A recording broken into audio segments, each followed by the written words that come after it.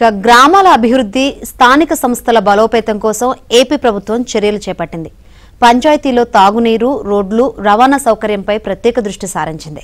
గత ప్రభుత్వం నిర్లక్ష్యం చేసిన గ్రామీణ వ్యవస్థ పటిష్టతపై డిప్యూటీ సీఎం ఫోకస్ పెట్టారు. పల్లెలకు పూర్వ వైభవాన్ని తీసుకురావడం కోసం ఈ 15 ఆగస్టు నుంచే కార్యాచరణ మొదలుపెట్టనున్నారు.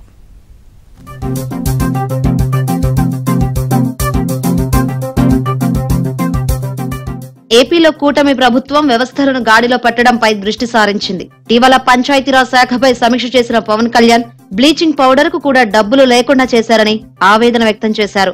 2 నెలల పాలనలో వ్యవస్థలను గాడిలో పెట్టేందుకు తీసుకుంటున్న చర్యలు సత్ఫలితాలను ఇస్తున్నాయి.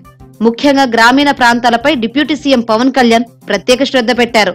ఈ ఏడాది 15 ఆగస్టు వేడుకలతో గ్రామాలు, పట్టణాల్లో పూర్వ వైభవాన్ని తీసుకురావాలని ప్రణాళికలు రూపొందించారు.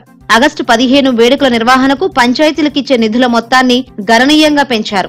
ఇప్పటి వరకు మైనర్ పంచాయతీలకు 100, మేజర్ పంచాయతీలకు 250 రూపాయలను ఇచ్చేవారు. తాజాగా ఆ నిధులను భారీ స్థాయిలో పెంచారు. జనాభా ఆధారంగా 5,000 లోపు జనాభా ఉన్న పంచాయతీలకు 10,000, 5,000 పైబడిన జనాభా ఉన్న పంచాయతీలకు 25,000 రూపాయలను కేటాయించారు. ఈ 15 ఆగస్టుతో పాటు గణతంత్ర దినోత్సవ వేడుకలకు సైతం అంతే స్థాయిలో నిధులు విడుదల చేస్తామని పవన్ కళ్యాణ్ తెలిపారు.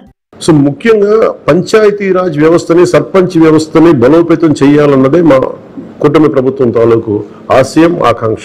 1990 నుంచి ఇప్పటిదాకా ఎప్పుడు 15 ఆగస్టు పండుగ జరపడానికి ఇప్పటిదాకా నిధులు ఇప్పుడు సమకూర్చలేదు. చిన్న పెద్ద పంచాయతీలకి 100 రూపాయలు, చిన్న పంచాయతీలకి, పెద్ద పంచాయతీలకి 250 రూపాయలు చొప్పున ఇచ్చేవారు. ఎన్నికల్లో నిలబడ్డ పంచాయతీ సర్పంచ్కి మటుకు జెండా పండుగ నిర్వహించాలంటే వాళ్ళకి ఇచ్చే డబ్బులు 100 రూపాయలు, 250 రూపాయలు. మేము ఒకటే ఆదేశించాను, రాగానే చాలా ఘనంగా జరుపుకోవాలి. గాంధీ గారి ఈ గ్రామ స్వరాజ్యాన్ని నిజంగా మనం ముందుకు తీసుకెళ్లాలంటే ఆ స్టేట్మెంట్ చాలా బలంగా ఇవ్వాలి. ఇక ఇదిలా ఉంటే గ్రామీణ ప్రాంతాల్లో చాలా కాలంగా ఉన్న సమస్యల పరిష్కారానికి 3 కీలకమైన నిర్ణయాలు తీసుకున్నట్లు పవన్ వెల్లడించారు. వాటిని వెంటనే అమలు చేయాలని నిర్ణయించామని, దానివల్ల పంచాయతీలు, సర్పంచ్ల వ్యవస్థకు కొత్త జీవం పోయడానికి ఆస్కారం ఏర్పడుతుందన్నారు. అదేవిధంగా జాతీయ గ్రామీణ ఉపాధి హామీ పథకం అమలు కోసం 13,326 పంచాయతీల్లో ఒకేసారి గ్రామ సభలను నిర్వహించాలని నిర్ణయించామన్నారు. గ్రామాల్లో ఏ పనులు చేయాలి, దేనికి ప్రాధాన్యం ఇవ్వాలన్న అంశాలపై చర్చించి నిర్ణయం తీసుకుంటారన్నారు. అదే సమయంలో స్థానికంగా మౌలిక సదుపాయాల కల్పనపై కూడా నిర్ణయం తీసుకోనున్నట్లు పవన్ చెప్పారు. ఈ పంచాయతీరాజ్ వ్యవస్థని బలోపేతం చేయాలి అని చెప్పి చాలా బలమైన నిర్ణయం తీసుకున్నాం.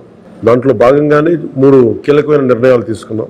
ఆగస్టు 15 ఈ జెండా పండుగకి సంబంధించి, 2 మనకి జాతీయ ఉపాధి హామీ పథకానికి సంబంధించి ఒకటే రోజున 13,326 పంచాయతీల్లో గ్రామసభ తీర్మానాలు జరగాలి.